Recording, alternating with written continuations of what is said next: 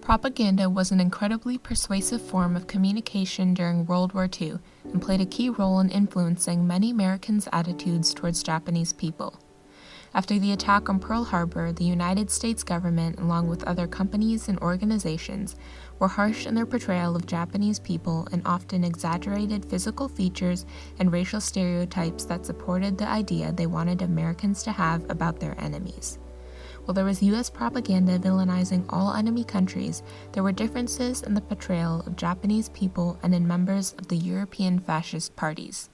Although anti-Japanese sentiments reached a peak during World War II, the United States has a long history of Asian discrimination. Yellow peril, the concept that Asians were a menace to the Western world, spread throughout the 19th century, influencing discriminatory practices such as the Chinese Exclusion Act of 1882, which banned Chinese immigration to the U.S. solely on the basis of race. In addition to their anti-Asian sentiments, the U.S. had been in conflict with Japan for many years before the war, as both countries wanted natural resources in China. This tension resulted in President Franklin Roosevelt banning the shipment of war materials to Japan and freezing their assets as Japan entered their alliance with the Axis powers. On December 8, 1941, the day after Japan's attack on Pearl Harbor, the U.S. officially declared war on Japan, and on December 11th on Germany and Italy. The attack led to increased hostility towards the Japanese as it confirmed former suspicions many Americans held about the intentions and loyalty of Japanese Americans. My sister's story, she lived in a small town in Oregon, the only Japanese family in that town, and I know she felt quite a bit of the difference. One day, the neighbors were all very friendly. After Pearl Harbor, hardly anyone came to visit her. On June 13, 1942, President Roosevelt created the Office of War Information, or OWI, whose purpose was to provide Americans with a controlled source of information through forms of propaganda such as documentaries, posters, radio, photographs, and more. The information being produced was largely censored, so anything that negatively affected the U.S.'s war effort wasn't shared. The OWI set a tone for propaganda not only with their encouragement of participation and patriotism, but also in their messages towards Americans attempting to vilify the enemy. In addition to the OWI, the Douglas Aircraft Company, Disney, Warner Brothers, and Dr. Seuss were some of many creating propaganda. While wartime propaganda largely focused on topics such as war mobilization, women in the workplace, and resource conservation, some directly targeted the Japanese and influenced racist attitudes and actions towards Japanese Americans. Propaganda often portrayed Japanese people with exaggerated animalistic features such as big, pointed ears like that of a rat, large teeth, and occasionally monkey-like characteristics.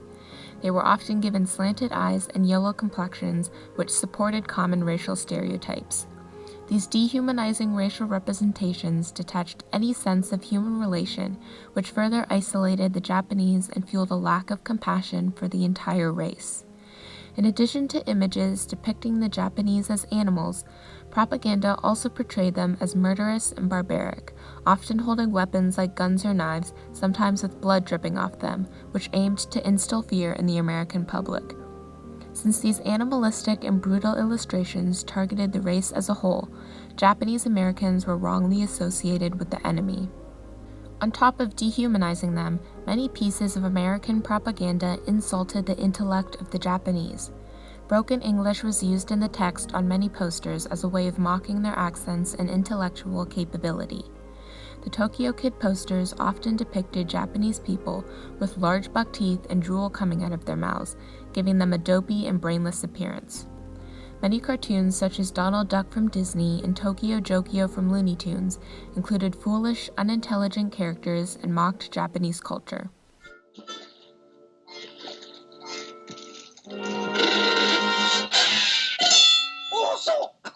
Oh, I beg my pardon. I bow my stomach at you, very reverent. That's all right. Happy cherry blossoms to you, please. Now please to observing a rook at listening post.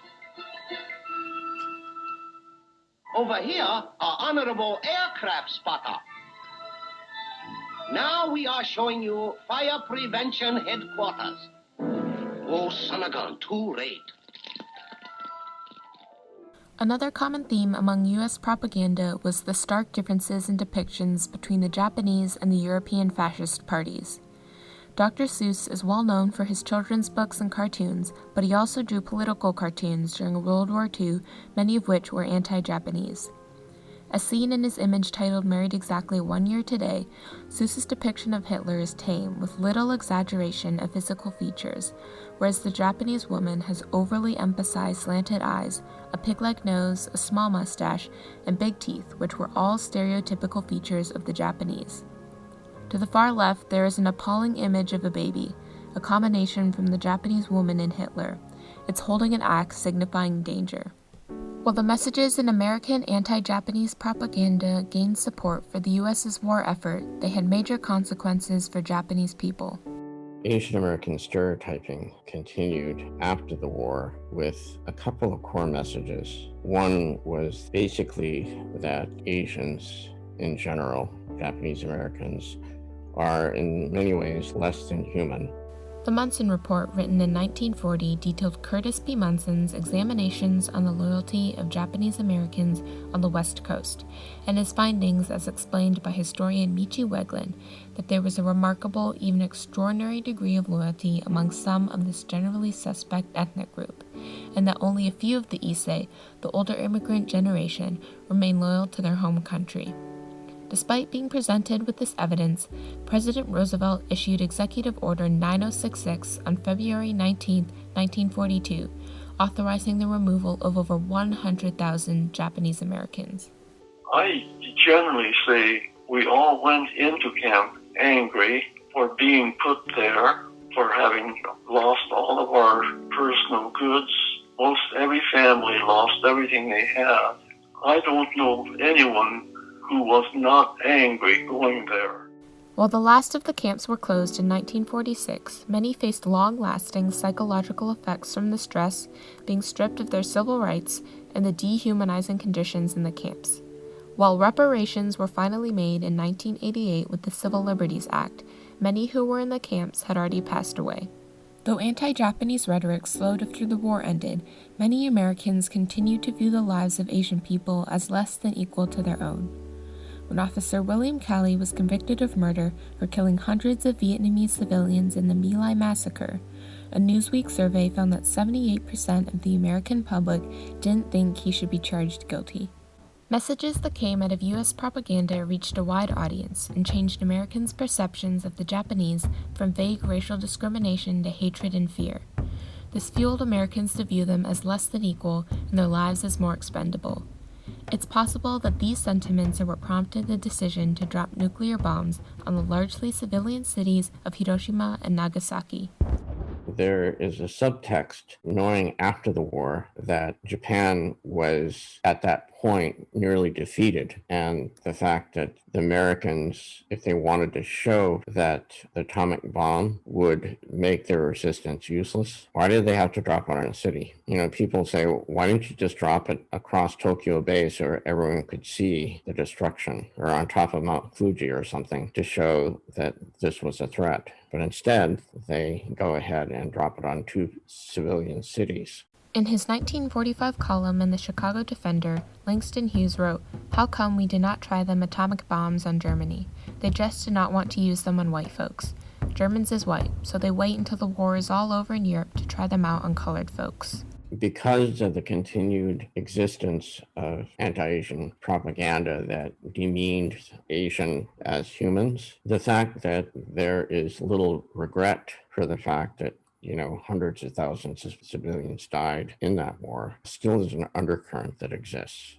In today's world, where messages are largely communicated through media, the coronavirus has led to a significant rise in anti-Asian hate, as political figures, including former President Donald Trump, have called it the Kung Flu and the China virus. Last year, the U.S. saw a 150% increase in anti-Asian violence, showing how these hateful sentiments are continually affecting Asian Americans to this day.